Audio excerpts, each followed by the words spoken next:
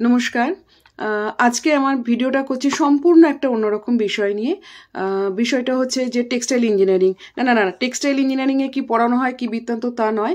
আমার প্রত্যেকটা প্রায় ভিডিওতেই আমি যে বহরমপুরে প্রায়ই যাই, সেখানে আমি তো বলেই থাকি যে আমার মেয়ে এখানে টেক্সটাইল কলেজে পড়ে, আর কলেজটাকেও দেখিয়েছি। তো এই জন্য অনেকেই আমার কাছে জিজ্ঞাসা করেছে, ইনফ্যাক্ট আমার মেসেঞ্জারে এসেও অনেকে জানতে চেয়েছে যে এক্স্যাক্টলি কলেজটাতে কি পড়ানো হয় এবং কিভাবে চান্স পাওয়া যায় আর এর ভবিষ্যৎটাই কি। তো যাই হোক, এই ডিটেলসে আমি যেইটুকু জানি সেইটুকু বলবো। তো তোমরা যারা মনে করছো একটু লাইক একটু শেয়ার করে দিও, তাহলে অনেকের হয়তো উপকারে লাগতে পারে।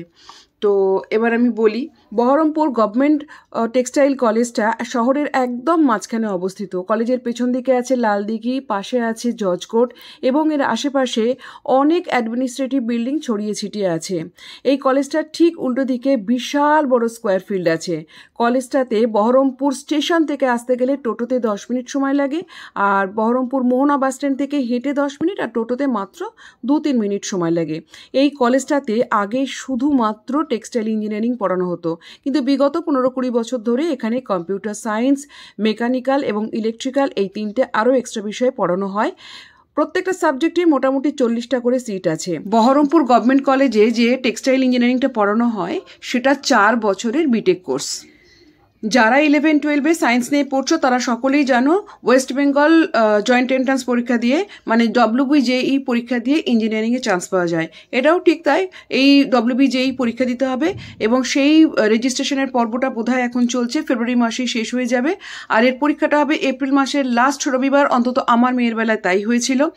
আর একটা হয়, সেটা হচ্ছে AIEEE দিয়ে, তবে আমি জানি না, কেননা ওই পরীক্ষাটা দিয়ে আমার মেয়ে পায়নি মানে ওই পরীক্ষাটা দেয়নি, আর এই WBJEE পরীক্ষা দিয়েই পেয়েছে চান্স। তো পরীক্ষার পরে রেজাল্ট আউট হবে, তারপর কাউন্সিলিং হবে, সেই প্রসেসগুলো পরপর চলবে, তোমরা সবাই জানতে পারবে। সেইখানে যদি মনে করো যে তোমরা টেক্সটাইল পড়বে, তাহলে সেই অনুযায়ী তোমরা সিরিয়াল অনুযায়ী তোমরা ফর্ম ফিল আপ করবে। আর টেক্সটাইল শুধুমাত্র বহরমপুর কলেজে নয়, আরেকটি কলেজে পড়ানো হয়, সেটা হচ্ছে শ্রীরামপুর টেক্সটাইল কলেজ, সেটাও গভর্নমেন্ট কলেজ। সেখানেও মোটামুটি 40টা সিট, এখানেও 40টা সিট, এই দুটো গভর্নমেন্ট কলেজে পড়ানো হয়। তো যখন কাউন্সিলিং হবে তাহলে তখন তোমরা সেই অনুযায়ী ফর্মটা ফিল আপ করে দেবে, ঠিক আছে? যারা পলিটেকনিক নিয়ে 3 বছরের কোর্স করেছো তারা ল্যাটারাল পরীক্ষায় পাশ করে ডাইরেক্ট সেকেন্ড ইয়ারে এসে এখানে ভর্তি হতে পারো। এই কলেজে ছেলেদের গভর্নমেন্ট হোস্টেল আছে, সেক্ষেত্রে তাদের খুব সুবিধা, কিন্তু মেয়েদের কোনো হোস্টেল নেই, সেই জন্য এই শহরেই তাদের বিভিন্নভাবে থাকার ব্যবস্থাটা করে নিতে হবে। আমার মেয়েও যখন ভর্তি হলো তখন তারপরে এসে আমরা খোঁজ খবর নিয়েছিলাম যে এখানে কোথায় থাকবে। তো দেখলাম যে এখানে অনেক প্রাইভেট হোস্টেল আছে, মেস আছে, আর বাড়ি ভাড়া নিয়েও থাকা যায়, থাকার জায়গার কোনো অভাব নেই। আসলে এই শহরটাতে না অনেক ভালো ভালো ডিগ্রি কোর্সের কলেজ আছে, পলিটেকনিক কলেজ আছে, মেডিকেল কলেজ তো আছেই, অনেক নার্সিং কলেজও আছে। তো সেই কারণে বাইরে থেকে অনেক ছেলেমেয়েরা এখানে পড়তে আসে, তো থাকার জায়গার অভাব নেই। তো আমরাও পেয়েছি একটা বাড়ির গ্রাউন্ড ফ্লোরে ওরা থাকে, 2 বন্ধু মিলে থাকে। তো সেখানে ওদের নিজেদের ব্যবস্থা, খাওয়া দাওয়ার ব্যবস্থাটা নিজেদেরই করতে হয়। তো এবার বাইরে থেকে কিনে খাক কি বানিয়ে খাক, ওরা নিজেদের মতো সব কিছু করে নিতে হবে। তো ওদের ইন্ডাকশান, গ্যাস, সমস্ত বাসনপত্র সমস্ত কিছু রেডি আছে। ওরা নিজেদের মতো যখন মনে হয় তখন নিজেরা রান্না করলো, আবার যখন মনে হলো পাচ্ছে না, খুব টায়ার্ড, তখন আবার খাবার দাবার কিনে নিয়ে আসলো। তো আমি পরীক্ষার আগে অবশ্যই যাই, গিয়ে ওদেরকে একটু হেল্প করি, কেননা তখন ওদেরকে এই বাড়তি চাপগুলো আমি নিতে দিই না।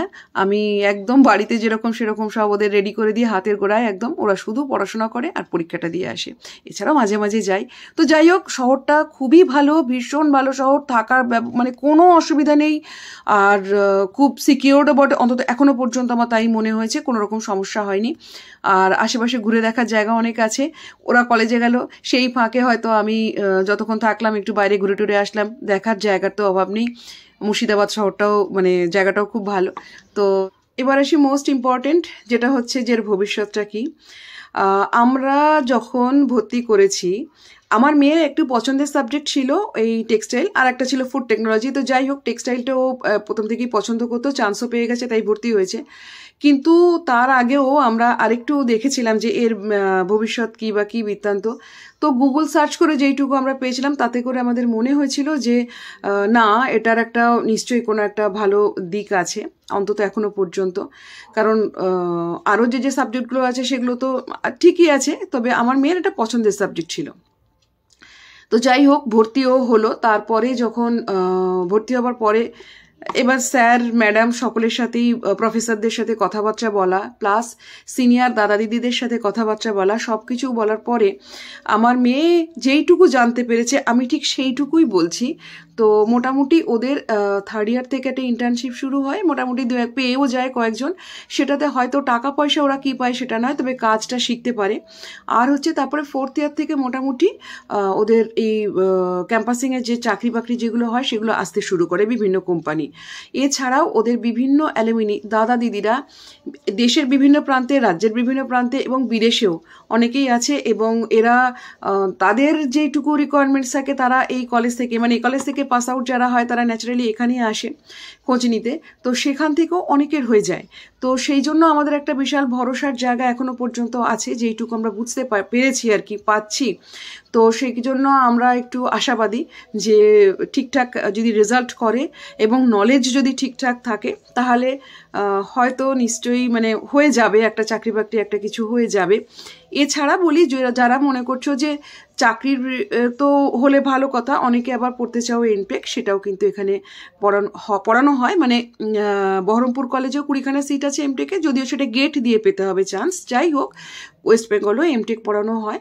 এই কলেজে 20টা সিট আছে, শ্রীরামপুরেও 20টা সিট আছে। যারা মনে করছো এমটেক পড়বো তারাও কিন্তু এখানে পড়তে পারো। তো যাই হোক, মোটামুটি ভবিষ্যৎ হচ্ছে এই যে এখনো পর্যন্ত যেইটুকু খবরাখবর পাচ্ছে বা যেইটুকু চোখের সামনে ওরা দেখছে, তাতে করে তারা যথেষ্ট আশাবাদী যে কিছু একটা আমাদের নিশ্চয়ই একটা ঠিকঠাক ভবিষ্যৎ তৈরি হয়ে যাবে। তো যাই হোক, যাদের আমার যেইটুকু নলেজ ছিল আমি তোমাদেরকে বললাম। তোমাদের যদি কারো এইটুকু উপকারে লেগে থাকে বা মনে হয় কারোর আরও উপকারে লাগতে পারে, তোমরা একটু ভিডিওটাকে লাইক শেয়ার করে দিও, আর তাতে অন্য মানুষজনও হয়তো জানতে পারবে।